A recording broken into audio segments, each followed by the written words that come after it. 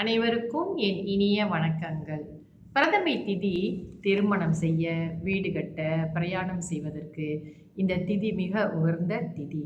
நலம் பயிர்க்கும். தொடர்ந்து இன்றைய பஞ்சாங்கம் பார்ப்போம். இன்றைய தேதி 16ஆம் தேதி 7ஆம் மாதம் 2026 வியாழக்கிழமை, தமிழ் மாதம் ஆனி.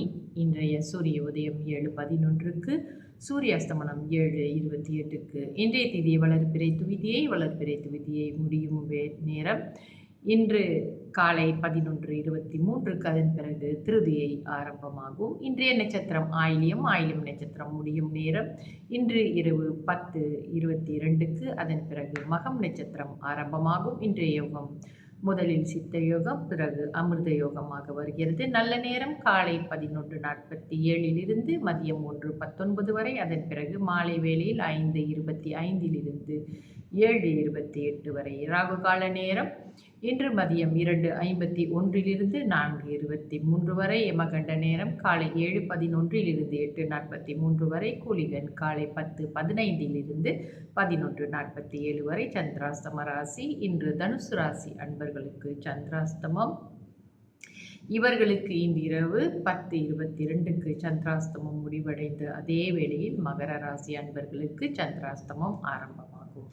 இன்றைய ராசி பலன் பார்ப்போம். மேஷ ராசிக்கு புகழ், ரிஷப ராசிக்கு தெளிவு, மிதுன ராசிக்கு ஆக்கம், கடக ராசிக்கு விவேகம், சிம்ம ராசிக்கு உயர்வு, கன்னி ராசிக்கு போட்டி, துலாம் ராசிக்கு தனம், விருச்சிக ராசிக்கு பயணம், தனுசு ராசிக்கு எதிர்ப்பு, மகர ராசிக்கு ஓய்வு, கும்ப ராசிக்கு வரவு, மீன ராசிக்கு நன்மை.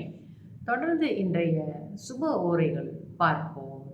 குரு ஓரை காலை 7:11 8:12 வரை. சுக்கிர ஓரை காலை 10:15 11:16 வரை. புதன் ஓரை காலை 11:16 12:18 வரை. சந்திர ஓரை மதியம் 12:18 மதியம் 1:19 வரை. குரு ஓரை மதியம் 2:20 3:22 வரை. சுக்கிர ஓரை மாலை 5:25 6:26 வரை. புதன் ஓரை மாலை 6:26 7:28 வரை. நம்ம வாழ்க்கையில் நம்ம எல்லார் வாழ்க்கையுமே ஒரே மாதிரி இருக்கிறது இல்லை. எல்லாமே ரொம்ப சூப்பரான வாழ்க்கை வாழ்கிறாங்க அப்படின்னும் இல்லை. ஒவ்வொருவருக்கும் ஏதோ ஒரு குறைகள் இருந்து கொண்டு தான் இருக்கும். இந்த குறை நிறைகள் நிறைந்தது தான் இந்த எல்லாருடைய ஜீவராசிகளுடைய வாழ்க்கையும் அப்படித்தான். ஒரு மரத்தை எடுத்திங்கன்னா கூட எல்லா மரமும் ஒரு வளமான மண்ணில் வளர்றதில்லை. சில மரங்கள் நீங்கள் பார்த்தீங்கன்னா அது வளர்கிற அந்த மண் அவ்வளோ செழிப்பாக இருக்காது. ஆனாலும் அது தடுமாறி அந்த மண்ணில் அது வளர்ச்சி அடைஞ்சிக்கிட்டு வரும். இதே மாதிரி தான் மரத்துக்கே அந்த நிலைமைனா மனிதர்களும் இப்படி தான். அவங்க பிறந்த இடம், பிறந்த அவங்களுடைய தாய் தகப்பன், அவங்க முன்னோர்கள், அவர்களுடைய சந்ததிகள், இந்த மாதிரி எத்தனையோ விஷயங்கள் இருக்குது. நம்ம செய்கிற இந்த பாவ புண்ணியங்களுக்கு தக்கவாறு நம்மளுடைய கர்மாக்களும் அமைகிறது. சில சமயங்களை நீங்கள் பார்த்தீங்கன்னா நல்லவர்களாக இருப்பார்கள், வாழ்ந்து கொண்டு தான் இருப்பார்கள். ஆனால் அவர்களுடைய வாழ்க்கையில் நம்ம நிறைய சோதனைகளும் வேதனைகளையும் பார்க்கும்போது நம்ம என்ன நினைப்போம், இவங்க இவ்வளோ நல்லவங்களாக இருக்காங்களே, ஏன் இவங்களுக்கு இவ்வளோ கஷ்டம் அப்படின்லாம் நம்ம நினைப்போம். ஆனாலும் கூட அவரவர் செய்த கர்ம வினை அவர்களுக்கு தான் தெரியும். சில நேரங்களில் அதை அனுபவிக்கிறவங்களுக்கு கூட அவங்க என்ன தவறான கர்மாக்கள் செய்தார்கள் என்று அவர்களுக்கே கூட தெரியாமலாம் இருக்கும். இதை பற்றிலாம் கொஞ்சமாவது நம்ம தெரிஞ்சுக்கணுன்னா நிச்சயமாக நம்ம ஜாதகத்தை பார்ப்பது தான் மிக சிறப்பு.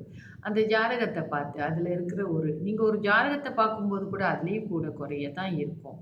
அதில் நன்மைகளும் இருக்கும், தீமைகளையும் குறிப்பிட்டிருப்பார்கள். ஸோ அதை ஏன் பார்க்கணும் அப்படின்னு சொன்னாக்கா, கொஞ்சமாவது இந்த கஷ்ட காலங்களில், அதாவது கஷ்ட காலங்களிலிருந்து வெளியே ஆவறதுக்கு, ஒரு மழை காலத்தில் குடை போலவும், ஒரு வெயில் காலத்தில் பாதத்தில் சூடு ஏறாமல் அந்த சூரியன் சுட்டெரிப்பதை தவிர்ப்பதற்கு நம்ம அந்த காலில் செருப்பு போட்டுக்கிறோம் இல்லையா, அந்த மாதிரி எத்தனையோ பரிகாரங்கள் நாம் செய்து கொள்கிறோம். இதெல்லாம் பரிகாரம் தான். மழையில் நனையாமல் இருக்க வேண்டும் என்றால் குடை பிடித்துக் கொள்கிறோம் அல்லவா. அதே மாதிரி எத்தனையோ விதமான பொருட்களை எல்லாம் நம்ம மனிதர்களே நமக்காக கண்டுபிடித்து நம்ம பாய்ச்சிக்கிட்டு குடியிருக்கிற வீடு கூட பாருங்கள், இந்த மாதிரி தான். எல்லாமே நம்மளுக்கு செய்யக்கூடிய அறிவு இறைவன் கொடுத்துருக்கான்.